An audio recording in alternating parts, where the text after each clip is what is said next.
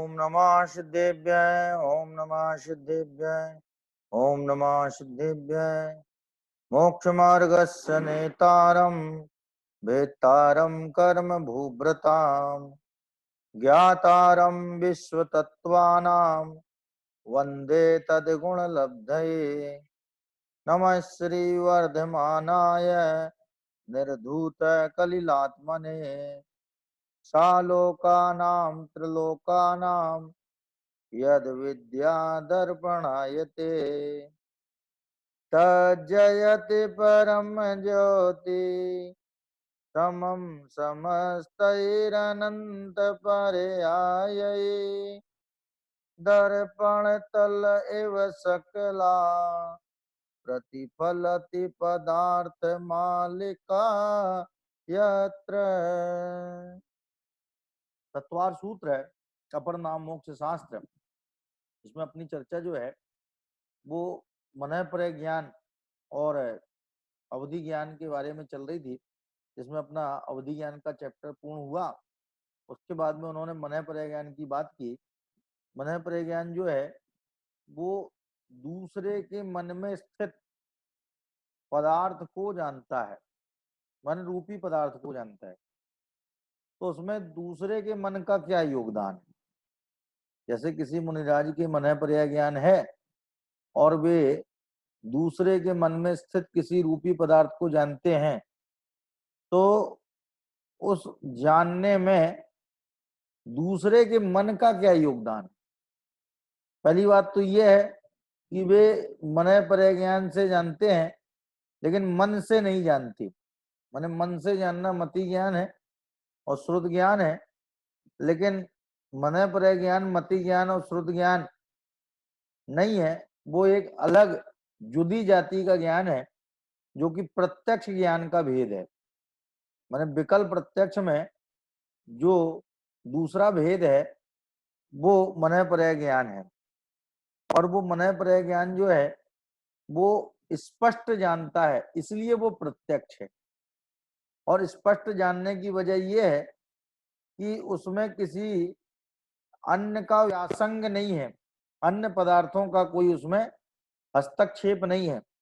अन्य पदार्थ माने इंद्रियां, अन्य पदार्थ माने प्रकाश, अन्य पदार्थ माने सन्निकर्ष, अन्य पदार्थ माने परोपदेश, अन्य पदार्थ माने परिस्थिति, वातावरण है। ये सब जो है इनका हस्तक्षेप नहीं होने से जो आत्म मात्रम क्या आत्म मात्रम नियतम है, अक्ष माने आत्मा, अक्षम प्रतिनियतम तद प्रत्यक्षम, जो आत्म मात्र के प्रति नियत है उसका नाम प्रत्यक्ष ज्ञान है। तो वह प्रत्यक्ष ज्ञान मति मनः परय ज्ञान जो है उसमें न अपने मन का कोई योगदान है और न दूसरे के मन का ही कोई योगदान है। यदि हमारा मन या दूसरे का मन उसमें निमित्त होएगा तो वो डेफिनेटली या तो मति ज्ञान होगा या श्रुत ज्ञान होगा। लेकिन ये मनः परय ज्ञान है, इसमें मन का जो नाम लिया है वो सिर्फ और सिर्फ इसलिए लिया है कि दूसरे के मन में स्थित पदार्थ को जानना है, किसी जगह पर स्थित पदार्थ को नहीं जानना है, किसी क्षेत्र में स्थित पदार्थ को नहीं जानना है, बल्कि दूसरे के मन में स्थित पदार्थ को जानना है। इस वजह से इसमें मन शब्द का प्रयोग है, अदरवाइज उसमें उसका कोई योगदान नहीं है। उदाहरण जो दिया है इसके लिए कि अभ्रे चंद्रमसंपस्य, कि आकाश में चंद्रमा को देखो। ऐसा किसी ने कहा, अभ्रे माने आकाश में, चंद्रमसंपस्य कि तुम चंद्रमा को देखो। पस्य धातु से पता, पस्य जो क्रिया उससे पता लग जाएगा कि तुम है कि हम है कि वो है, किसकी बात है। ये माने कर्ता का निर्धारण जो है क्रिया से हो जाता है। तो उन्होंने कहा कि अभ्रे चंद्रमसंपस्य कि तुम आकाश में चंद्रमा को देखो। तो ये जो आकाश में चंद्रमा को देखने की बात है, इस देखने में आकाश का क्या योगदान है? क्या माने आकाश में चंद्रमा को देख रहे हैं तो उस देखने में आकाश निमित्त है क्या? तो कोई भी कहेगा नहीं भाई, आकाश कहाँ निमित्त है। आकाश में चंद्रमा को देखने की बात है, देखा तो चंद्रमा को जा रहा है, क्या नजरें तो चंद्रमा पर गड़ी हैं, इसलिए चंद्रमा को देखने में इंद्रियां तो निमित्त हैं, चक्षु इंद्रिय तो निमित्त है, लेकिन आकाश के तो निमित्तता भी साबित नहीं होती। उसी प्रकार से मन पर्याय ज्ञान में क्या, जो कि प्रत्यक्ष ज्ञान है, उसमें मन पर्याय ज्ञानावरण कर्म का तो निमित्त साबित होता है। माने मन पर्याय ज्ञानावरण कर्म का जो क्षोभसम है, उसके निमित्त से मन पर्याय ज्ञान उत्पन्न होता है। तो उस मन पर्याय ज्ञानावरण कर्म के क्षयोपशम को तो निमित्त कहा जा सकता है, लेकिन दूसरे के मन को तो निमित्त भी नहीं कह सकते, क्या। और वो कह रहा है कि भूतकाल में जो विचार किया गया, जो चिंतन किया गया, जिस बारे में चिंतन किया गया, वो बातें भी ये मन पर्याय ज्ञान जान लेगा। कि भविष्य में जिस बारे में चिंतन किया जाएगा, उस चिंतनीय वस्तु को भी, उस चिंत वस्तु को भी जो है ये मन पर्याय ज्ञान जान लेगा। अथवा जिस पर चिंतन चल रहा है, ऐसा वर्तमान कालीन क्या चिंत पदार्थ जो है, वो भी मन पर्याय ज्ञान का विषय बन जाता है। इसलिए लगा चिंतित, अचिंतित और अर्ध चिंतित। चिंतित माने जो भूत में चिंतन किया गया जिस पर, अचिंतित माने जिस पर अभी तक विचार किया नहीं गया है, भविष्य में किया जाएगा, और अर्ध चिंतित माने जिस पर विचार चल रहा है लेकिन विचार अभी पूरा नहीं हुआ। वर्तमान काल तो जो है वर्तमान की प्रेजेंस को बताता ना, वर्तमान में वो काम हो रहा है, इसलिए वो वर्तमान काल कहलाता है। वर्तमान वर्त रहा है, वर्तमान का मतलब ही होता है वर्तता हुआ, उसका नाम है वर्तमान, क्या। और भूत का मतलब गुजर गया, भविष्य का मतलब होने वाला। भूत माने हो चुका, भू धातु का है ये जो अक्ता प्रत्यय लग करके भूत शब्द जो बना, इसका मतलब है गुजर गया। और भविष्य माने होने वाला, और वर्तमान माने वर्त रहा है, बरतने वाला। मान प्रत्यय है, मानिए, ये सानच प्रत्यय इससे बनाइए। तो इसमें माँ तो खैर बीच में जुड़ गया जा करके, लेकिन ये सानच प्रत्यय का आन उसमें से निकल के आ गया। तो वो कह रहे वर्तमान माने वर्त रहा, जो वर्तने वाला है। तो ये वर्तमान में जो चिंतन चल रहा है वो भी मन पर्याय ज्ञान का विषय बन सकता है। भूतकाल के चिंतन को भी मन पर्याय ज्ञानी जान सकते हैं, भविष्यकालीन चिंतन को भी मन पर्याय ज्ञानी जान सकते हैं। तो ये जो मन पर्याय ज्ञान है वो अवधि ज्ञान से तो विषय की अपेक्षा कम है, माने अवधि ज्ञान का विषय अधिक है, स्वामी भी अधिक है। अवधि ज्ञान के स्वामी सारे देव, सारे नारकी, क्या, और मनुष्यों में भी हो जाए, तिरंचों को भी हो जाए अवधि ज्ञान, लेकिन मन पर्याय ज्ञान तो होगा केवल मनुष्य गति में, और उसमें भी मुनिराज के, और मुनिराज में भी सारे मुनिराजों के नहीं होगा, जो विशेष संयमी रिद्धिधारी मुनिराज हैं उनके होगा। अथवा और भी उसमें दुर्लभता कि भाई साहब कि जिनके मन पर्याय ज्ञानावरण कर्म का क्षोभसम लायक विशुद्धि प्रकट हुई हो, उनके होगा। तो ये मन पर्याय ज्ञान जो है वो वास्तव में प्रत्यक्ष ज्ञान है, जिसमें इंद्रिय मन आदि की कोई अपेक्षा नहीं है। मैंने ये मन पर्याय ज्ञान की चर्चा अपन ने इसलिए इस संदर्भ में की क्योंकि ये थोड़ा सा कंफ्यूजन पैदा करने वाला शब्द है, मन पर्याय ज्ञान। तो कोई सोचे कि भाई मन का तो इसमें कुछ ना कोई योगदान होगा ही होगा, नहीं तो आचार्य मन पर्याय क्यों लिखते, मन पर्याय क्यों लिखते। वो इसलिए लिखा कि मन का इसमें सिर्फ इतना इसमें सिर्फ इतनी उसकी उपस्थिति दर्ज की गई है कि मन में स्थित पदार्थ को जानना है। माने मन एक प्रकार से क्राइटेरिया बता रहा है, क्या, ये वो जो क्राइटेरिया है वो मन है और कोई जगह नहीं है। तो और तमाम जगहों से, तमाम क्षेत्रों से निजात पाने के लिए क्या उन्होंने मन शब्द का प्रयोग करके बताया कि मन में स्थित पदार्थ। इसका मतलब ये कि ये संगी पंचेंद्री जीव जो है उन्हीं के विचार को जो है मन पर ज्ञानी जान सकते हैं।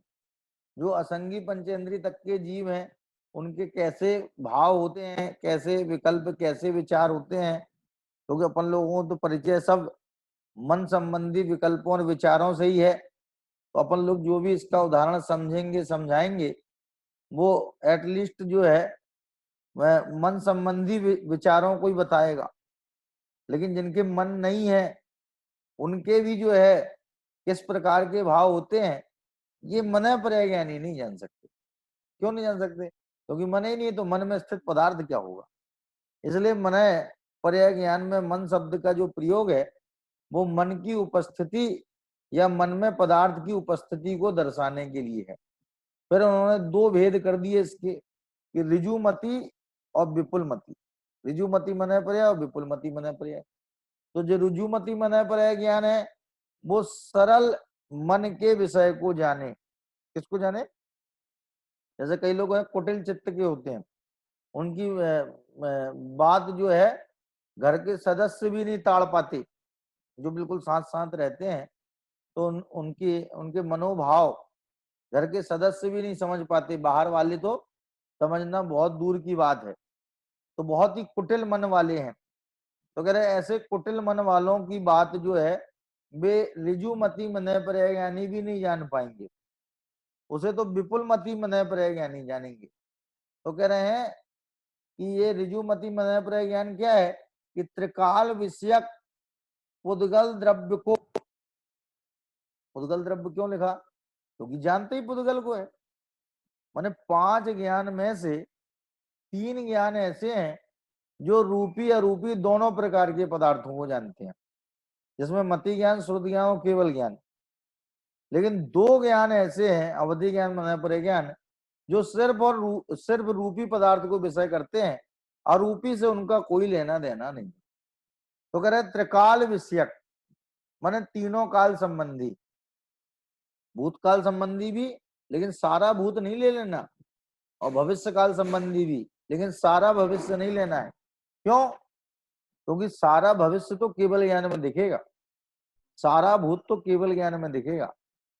लेकिन यहाँ त्रिकाल शब्द का प्रयोग जो किया है, त्रिकाल विषयक कहा इनको, माने त्रिकाल को विषय बनाने वाली, विषय बनाने वाला। और कैसा? पुद्गल द्रव्य को किसी जीव द्वारा वर्तमान काल में चिंतवन किए जाने पर जानता है। क्या ये त्रिकाल विषयक माने भूतकाल संबंधी कोई पुद्गल द्रव्य है और उसे कोई जीव वर्तमान में चिंतन कर रहा है भूतकाल का, तो उसे मुनिराज जान लेंगे, ऋजुमति मन पर्याय ज्ञानी जान लेंगे। क्या उसे? और चाहे भविष्य काल संबंधी बात पर कोई विचार कर रहा है, लेकिन होना चाहिए पुद्गलवाद से संबंधित। तो कह रहे हैं किसी जीव द्वारा वर्तमान काल में चिंतन किए जाने पर, माने वर्तमान में भूत के बारे में सोच रहा है, भूत की घटनाओं के बारे में सोच रहा है, तो वो सोच जो है ना, वो चिंतन मुनिराज को नहीं दिखेगा। चिंतन तो अरूपी है, लेकिन चिंतन जिन घटनाओं का, क्या जिन परिवेश पर चिंतन चल रहा है, उस परिवेश को वो मुनिराज, उन घटनाओं को वो मुनिराज देख लेंगे। इसी तरह भविष्यकालीन कोई घटना है, उस घटना को भी मुनिराज देख लेंगे। वो यदि सोच रहा है भविष्य में ऐसा हो जाए तो, ऐसा हो जाए तो, जैसे कई लोग ख्याली पुलाव पकाते ना, क्या कि वो बैठे बैठे भविष्य के ताने बाने बुनते रहते हैं, ऐसा हो जाए तो, ऐसा हो जाए तो, ऐसा हो जाए तो, और पता नहीं कैसा हो जाएगा। क्या मतलब कि भाई पता ही नहीं ना क्या होने वाला है, और वो सारा ताना वाना धरा रह जाता है। क्या रह जाए शतरंज की, वो एक छंद है उनका, याद नहीं आ रहा, वो भूदरदास जी का छंद है कि खेलत खेल खिलारी गए, खेलत खेल खिलारी गए, रह जाए शतरंज की बाजी। ऐसा बीच में एक शब्द और है, वो याद नहीं आ रहा। तो वो कह रहे हैं ये खेलते खेलते खिलाड़ी चले गए, माने ये संसार से जो है एक खेल का मंच है, रंगमंच है, और इस खेल में कौन सा खिलाड़ी कब गायब हो जाए इसका किसी को अंदाजा नहीं है। हाँ मीनल जी बताइए। हाँ, जय हिंद पंडित जी। हाँ जय मैं जी। ये पूछ रही थी, हम्म जो मन्य पर्याय ज्ञान जिसको होता है मुनिराजों को, हम्म तो उनको ऐसा भाव आता ही क्यों है कि हम किसी के मन की बात जाने के लिए, तो बहुत विशुद्ध परिणाम वाले मुनिराजों को ही आ सकता है। तो हम्म। ऐसा मतलब यूज तो कभी फिर होता ही नहीं होगा उनका, क्योंकि उनको संसार से लेना देना तो कुछ होता नहीं है ज्यादा, नहीं मैं और आपसे एक यूज तो बात वही पूछता हूँ होगा। कि कोई जी। व्यक्ति आया मुनिराज के पास में और उसने कहा कि महाराज मैं दीक्षा लेना चाहता हूँ। क्या कहा? दीक्षा दीक्षा लेना चाहता हूँ। लेना चाहिए। तो मुनराज का इस बात पे विचार नहीं करें कहीं अपनी पत्नी से झगड़ के तो नहीं आ गया ये? क्या? या अपनी जिम्मेदारी से मुंह मोड़ के तो नहीं आ गया ये? क्या? या फिर जो है किसी का कर्जा या किसी का कुछ लेकर के और फिर इस तरह से, माने वो इन सब बातों पे उनको विचार, जब वो दीक्षा देने वाले हैं तो उनका ये कर्तव्य भी बन जाता है ना कि जिस व्यक्ति को वो दीक्षित कर रहे हैं उस व्यक्ति में दीक्षा की पात्रता है भी कि नहीं है। क्या कहीं ये जो है अभी तो बोल रहा है दीक्षा लेने के लिए और इसका मन बदल गया तो क्या? तो वो उसकी भूतकालीन घटनाओं को देखें कि नहीं देखें, उसकी भविष्यकालीन घटनाओं को देखें कि नहीं देखें। यदि वो देखते हैं तो वे उसे सम्यक मार्ग में ला सकते हैं। क्या? यदि कोई संसानीय वैराग्य पाकर के, देखो दो प्रकार का वैराग्य होता है, एक तो तत्व ज्ञान पूर्वक वैराग्य होता है और एक शमशानीय वैराग्य होता है। जो शमशान घाट में जाकर के आ जाता है वो शमशानीय वैराग्य है, और एक जो तत्व ज्ञान पूर्वक होता है वो स्थायी वैराग्य है। तो वो इस बात पर भी विचार करते हैं दीक्षा आचार्य कि ये जो दीक्षा लेने आया है ये वास्तव में किस वजह से दीक्षा लेना चाहता है, संसार से निर्विण्ण हुआ है ये केवल किसी की बातों में आकर के, जैसे वो नहीं थे पुष्प डाल हैं वारिसेन मुनराज जो थे, रानी चेलना के सुपुत्र हैं वारिसेन मुनराज, और उनके साथ में उनके मित्र जो थे वो हो लिए थे। उन्होंने सोचा था अतिथि होते मुनराज तो वो तो छोड़ने गए थे, लेकिन मुनराज ने कहा ही नहीं कि तुम घर चले जाओ। क्या? तो बताओ बेमन से भी वो उनके साथ में हो गए थे नहीं हो गए थे। तो वो ये सब बातों का जो विचार करते हैं, दूसरे की मन की बात वो जानते हैं, उसमें कहीं ना कहीं उसका हित ही छिपा होता है। मुनराज को अपना हित तो वो कर चुके, मुनराज को अपने हित से क्या दूसरे से के मन की बात को जानने से क्या फायदा है, लेकिन वो सिर्फ इसलिए जानते हैं कि उससे उसका अहित ना हो जाए, उसको आगाह कर दें, आगाह कर दें माने उसको सचेत कर दें।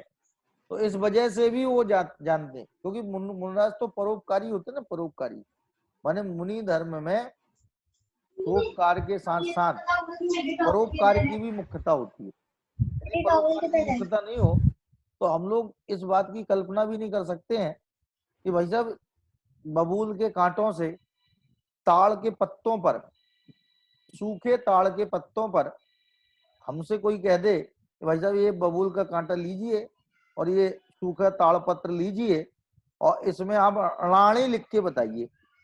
क्या बताना है? अणाणी माने ज्ञानी, प्राकृत में अणाणी, हिंदी में ज्ञानी। तो अपन उस अणाणी को लिखने में ही कितना जो है अपना उद्योग और प्रयास लगेगा। और वे मुनराजों ने परोपकार के भाव से, चाहे उनके हाथ में चुभ जाए वो कांटा तो भी इस कीमत पर, चाहे उनकी गर्दन टेढ़ी हो गई, उनका एक नाम है वक्र ग्रीवाचार्य, कुंदकुंदाचार्य का क्या नाम है? वक्र ग्रीवाचार्य, माने लिखते लिखते जिनकी गर्दन ही टेढ़ी हो गई थी। क्या? लेकिन फिर भी उन्होंने 84 पहाड़ लिखे।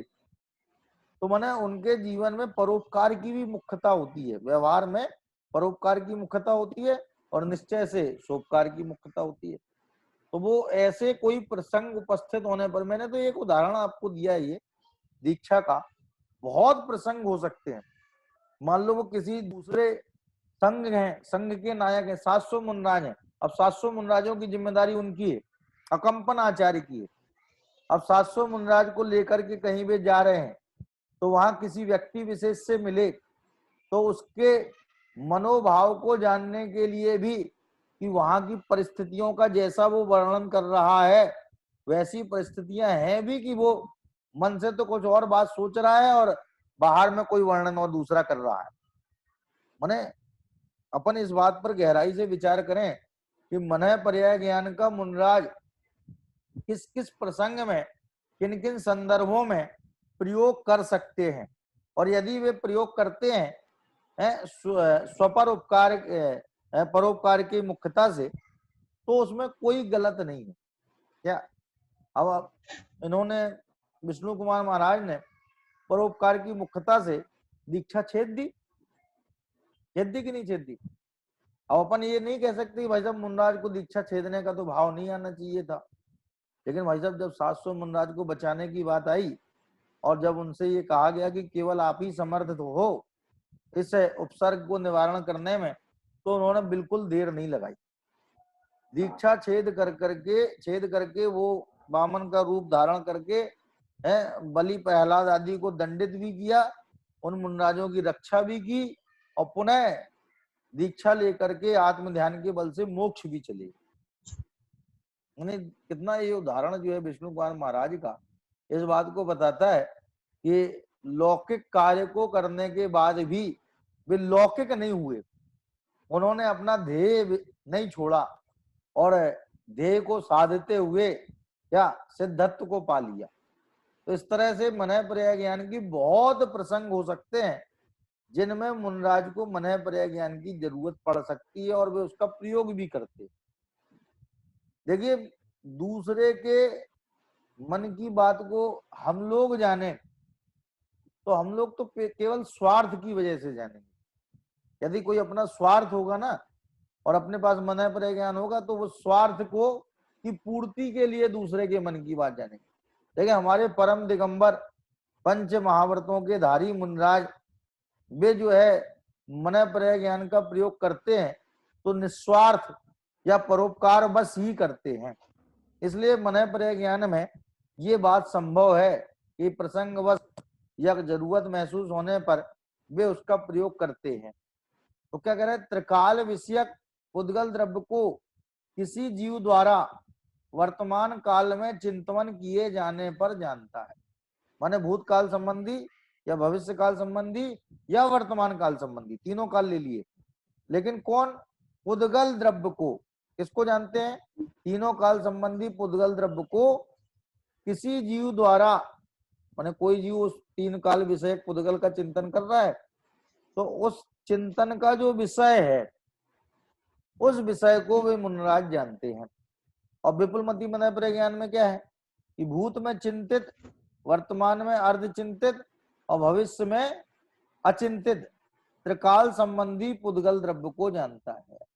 क्या ये विपुलमती मनः पर्याय ज्ञान भी जो है भूत और भविष्य संबंधी त्रिकाल संबंधी पुद्गल द्रव्य को जानता है।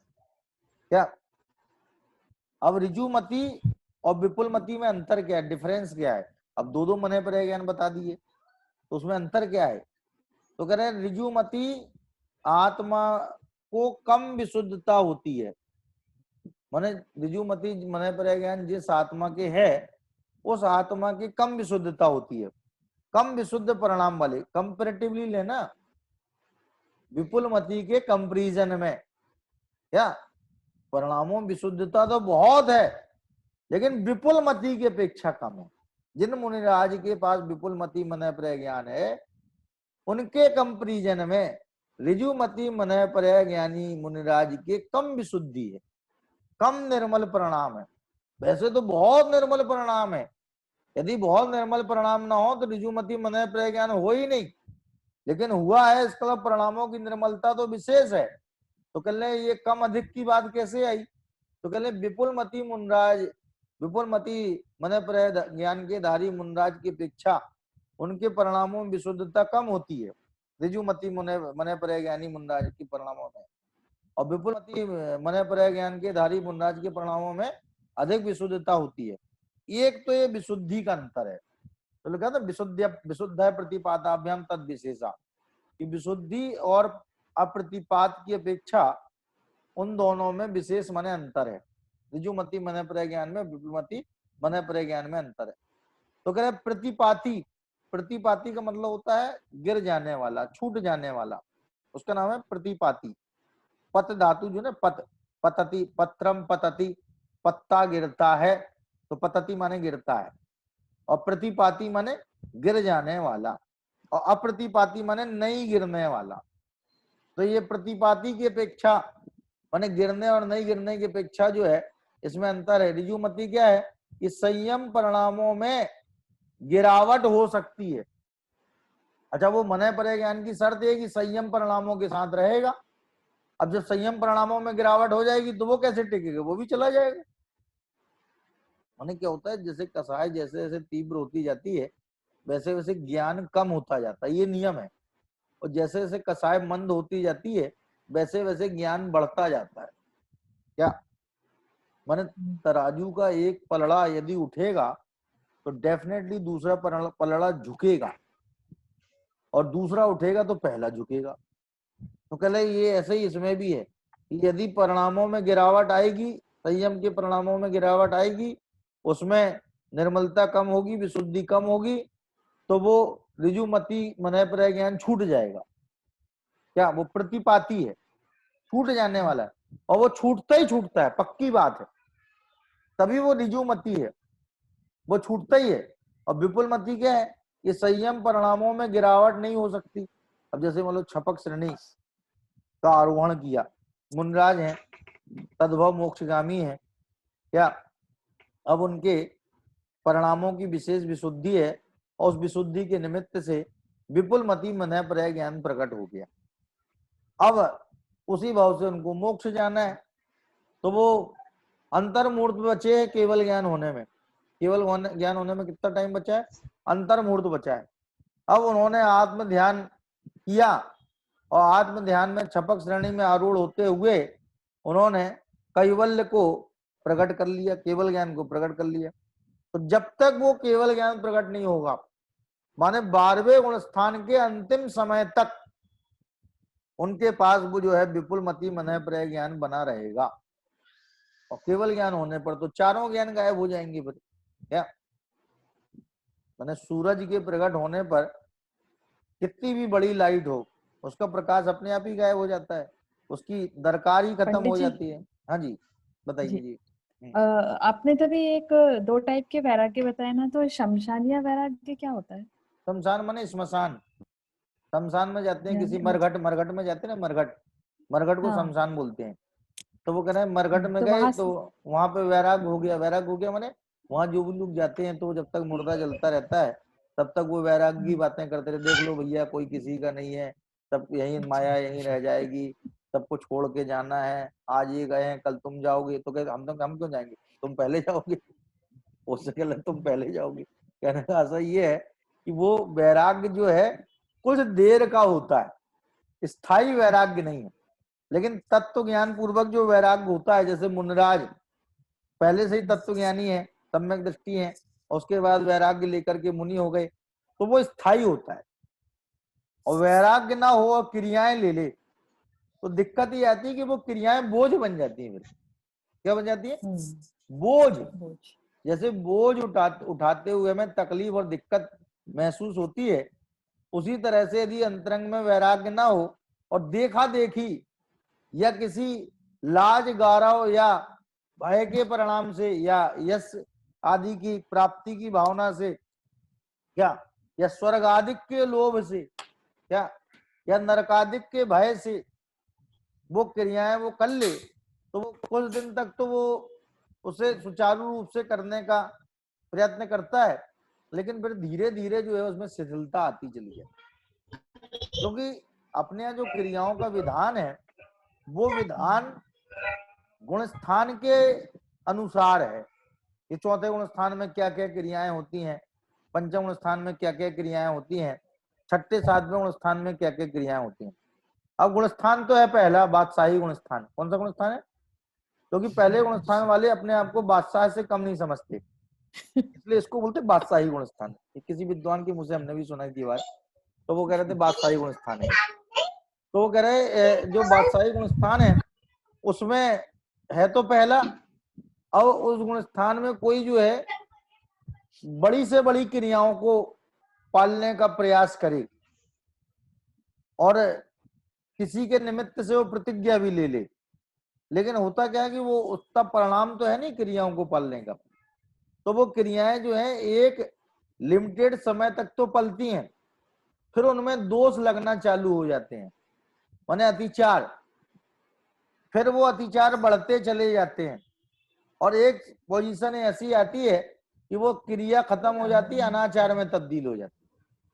क्या मेरा चालू है नहीं? तो इस तरह से अपन ये देखते हैं कि ये जो मुनिराज हैं इनके परिणामों में विशेष विशेष विशुद्धि होती है और उस विशुद्धि के निमित्त से। हाँ जी पंडित जी, मैं पूछ रही थी तो ये जो विपुलमति जिन मुनिराजों को होता होगा, तो वो जैसे संयम से वो गिरते नहीं, संयम परिणाम में गिरावट नहीं आती, मतलब वो सातवें गुण स्थान से ऊपर के ही होते होंगे ना, क्योंकि छठवां सातवां तो ऊपर नीचे, मतलब छठवां सातवां ऐसे नहीं, छठे सातवें वाले तो होंगे ना, तो संयम भाई ऐसा ना, ये मुनिराज का गुण स्थान है, छठा नहीं तो सातवां गुण स्थान। देखो इसे पंचम काल में जो है ऋजुमति मनः पर ज्ञान तक होता है।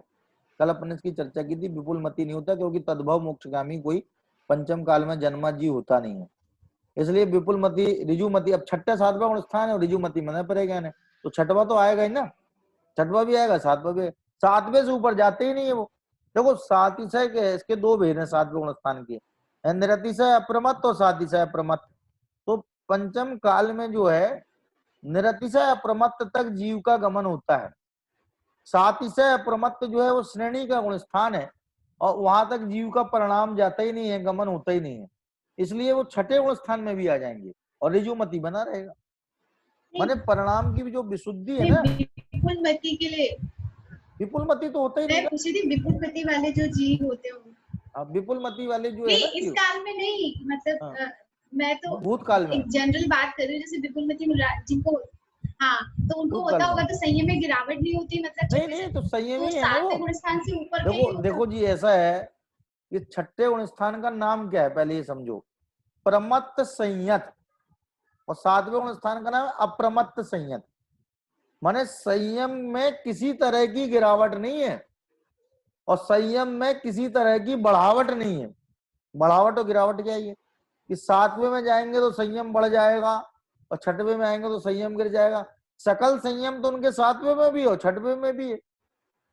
तो वो परिणाम की गिरावट का मतलब जो है, यदि वो पांचवें में आ जाए, ऐसा भी हो सकता है कि मुनिराज मुनि रहें, माने वस्त्र आदि परिग्रह का वे प्रयोग न करें, मुनि रहें और परिणाम गिर जाए और वे पंचम गुण स्थान में आ जाए। ये भी हो सकता है कि परिणाम और न संभले वे चौथे गुण स्थान में आ जाए और मुनि रहें बाहर में। और ये भी हो सकता है कि उनके परिणाम न संभले और वे पहले गुण स्थान में आ जाएं। अब पहले गुण स्थान से नीचे तो जा नहीं सकते, जमीन में कोई व्यक्ति बैठा है तो कहाँ गिरेगा वो, जमीन से नीचे कहाँ गिरेगा, माने पहला गुण स्थान माने जमीन। तो वो कह रहे मान लो वहां आ गए वो, तो वहां से तो नीचे गिर ही नहीं सकते, फिर वहां से वापस वहां चले गए, तो गिरने का मतलब है कि पांचवे में, चौथे में है, पहले में, उसका नाम है परिणामों का गिरना। छठे सातवें गुण स्थान में परिणामों में गिरावट नहीं है, माने कोई छठवें में आ गए तो परिणाम गिर गए, सातवें में आ गए तो बढ़ गए, ऐसा नहीं है। वे तो परिणाम समान ही है उसमें, एक में तो शुद्धोपयोग है, एक में शुभोपयोग है। दोनों में क्या है, एक में शुद्धोपयोग, एक में शुभोपयोग है। और वो जो परिणाम है वो तीन कसाय के अभाव पूर्वक जो वीतरागता आई है, वो वीतरागता छठवें गुण स्थान में भी मौजूद है, सातवें में भी मौजूद है, तो उसमें तो कोई कमी बेसी हुई नहीं ना। इसलिए विपुलमति मनः पर ज्ञानी भी जो है छठे सातवें गुण स्थान में रहते हैं और फिर श्रेणी का प्रयोग करके, ठपक श्रेणी का आरोहण करके मोक्ष को प्राप्त करते हैं, आरंभ दशा को प्राप्त करते हैं, और आरंभ दशा होने के पहले विपुलमति मनः पर ज्ञान बना रहता है, फिर बाद में छूट जाता है। तो इसमें क्या अंतर है कि संयम परिणामों में गिरावट हो सकती है ऋजुमति के, और विपुलमति के संयम परिणामों में गिरावट नहीं हो सकती है। अब इनमें मोक्ष का नियम बता रहे, ऋजुमति विपुलमति मनः पर ज्ञान में कौन मोक्ष जाते हैं और कौन मोक्ष नहीं जाते हैं। क्या तो कह रहे हैं ऋजुमति विपुलमति में मोक्ष का नियम, ऋजुमति क्या है, उसी भाव में मोक्ष जाने का नियम नहीं है। क्या, कोई नियम नहीं है, माने वे जा भी सकते हो नहीं भी जा सकते, दोनों ही बातें। नियम नहीं का मतलब क्या है, माने ऑप्शन, दोनों ऑप्शन है। और नियम का मतलब कि ऑप्शन नहीं है, एक ही है, माने उसी भाव में मोक्ष जाते ही जाते हैं। माने जिन मुनिराज के विपुलमति मन पर ज्ञान हो गया, ये बात डिसाइड हो गई कि वे इसी भाव से मोक्ष जाएंगे। यदि इस भाव से मोक्ष नहीं जाना होता तो विपुलमति मन पर ज्ञान प्रकट नहीं होता। चूंकि इनके विपुलमति मन पर ज्ञान प्रकट हो गया है, क्या, अब ये ज्ञानावरण कर्म के ये दो भेद और हैं, विपुलमति मन पर ज्ञानावरण कर्म और ऋजुमति मन पर ज्ञानावरण कर्म। देखो अपन लोगों ने तो ज्ञानावरण कर्म की जो है वो जो भेद पढ़े हैं वो पढ़े हैं, मति ज्ञानावरण कर्म, शुद्ध ज्ञानावरण कर्म, अवधि ज्ञानावरण कर्म, मन पर ज्ञानावरण कर्म और केवल ज्ञानावरण कर्म। लेकिन विषय की अपेक्षा देखें ना तो असंख्यात भेद हो जाएंगे। जैसे अपन को घड़ी का ज्ञान हो रहा है, क्या, तो घड़ी अपन जब देख रहे हैं तो इस समय अपने घड़िया वर्ण कर्म का क्षयोपशम हो रहा है, तो अपन को घड़ी दिखाई दे रही है। इसी प्रकार से टेबल मेज कुर्सी को देख रहे हैं तो टेबला वर्ण कर्म का क्षयोपशम, इसलिए टेबल दिखाई दे रही है। तो इसी तरह से ऋजुमति विपुलमति नाम के मन पर ज्ञानावरण भी हैं, और ऋजुमति मन पर ज्ञानावरण कर्म के क्षयोपशम से ऋजुमति मन पर ज्ञान होता है, और विपुलमति मन पर ज्ञानावरण कर्म के क्षयोपशम से विपुलमति मन पर ज्ञान होता है। तो कह रहे विपुलमति जो मन पर ज्ञानी है वो नियम से मोक्ष जाएंगे, और ऋजुमति मन पर ज्ञानी के मोक्ष जाने का नियम नहीं है, ये जा भी सकते हैं और नहीं भी जा सकते। क्या, मैंने इसमें लगा उसी भाव में मोक्ष जाने का, क्या, ऐसा नहीं लिखा उसी भाव में मोक्ष नहीं जाने का नियम है। तो कह रहे नियम नहीं है, नियम नहीं माने मोक्ष हो भी सकता है और नहीं भी हो सकता है। ऐसा थोड़ी है कि ऋजुमति मन पर ज्ञान हो गया है तो मोक्ष रुक जाएगा। क्या, मोक्ष तो होगा ही होगा। यदि उसी भाव से मोक्ष जाना है तो खाली मति ज्ञान स्रोत ज्ञान लेकर के भी केवल ज्ञान हो सकता है, ऋजुमति की भी क्या जरूरत है। और ऋजुमति हो जाए और उसी भाव से मोक्ष जाना है तो मोक्ष चले भी जाए। बस इसमें अंतर यह है कि विपुलमति मन पर ज्ञानी नियम से मोक्ष जाते हैं, उनके मोक्ष जाने में किसी प्रकार की कोई दो राय नहीं है। दो राय नहीं माने कि नहीं जाएंगे कि जाएंगे, नहीं नहीं जाएंगे ही। विपुलमति मन पर ज्ञानी जो है वे तद्भव मोक्षगामी ही होते हैं, चरम शरीरी ही होते। ठीक है, तो इस तरह से ऋजुमति मन पर ज्ञान और विपुलमति मन पर ज्ञान की चर्चा की है। इसी की विशेष चर्चा अपन आगे करेंगे। जय जय।